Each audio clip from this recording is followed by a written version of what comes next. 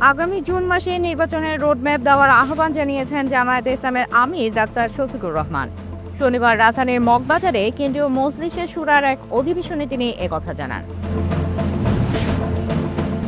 জামায়াতের আমির বলেন, বিগত আমলে পুরা নির্বাচন ব্যবস্থা ধ্বংস করা হয়েছে।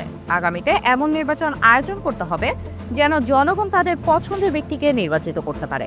আগামী নির্বাচন অবশ্যই সুষ্ঠু ও নিরপেক্ষ হতে হবে। এ মাসের মধ্যে সংস্কার শেষ হলে আগামী মাসে নির্বাচনের রোডম্যাপ দেওয়া হোক, আর সংস্কারের নির্বাচনের রোডম্যাপ জনগণের সামনে তুলে ধরা হোক। ডাক্তার শফিকুর রহমান বলেন, বিগত কয়েকদিনের ঘটনা দেশের মানুষকে বিচলিত করে রেখেছে। দেশের চলমান পরিস্থিতি বন্ধে কাদা ছোড়াছুড়ি বন্ধ হওয়া উচিত।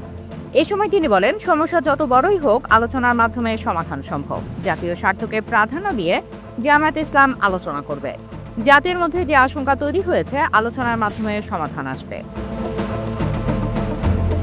জামায়াতে ইসলামের আমির আরও বলেন, আওয়ামী লীগের বিচার প্রক্রিয়া দৃশ্যমান করা হোক, যেটা এখনো জনগণ দেখতে পাচ্ছে না। বিচার বিভাগ নির্ভুলভাবে দৃশ্যমান করা হোক, নিরপেক্ষভাবে করা হোক। মানবিক করিডোরের বিষয়ে তিনি বলেন, মানবিক করিডোর স্পর্শকাতর বিষয়। এটা ভেবে চিন্তা আগানো উচিত সরকারের।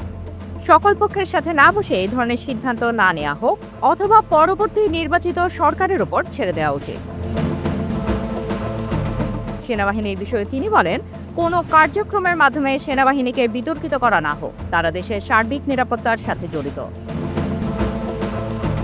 নির্বাচনের ব্যাপারে সরকারের উপর জামায়াতে ইসলামী আস্থা রাখতে চায় বলেও জানান তিনি। এ সময় অন্যান্য রাজনৈতিক দলগুলোকে এ সরকারকে সমর্থন করার আহ্বানও জানানো হয়।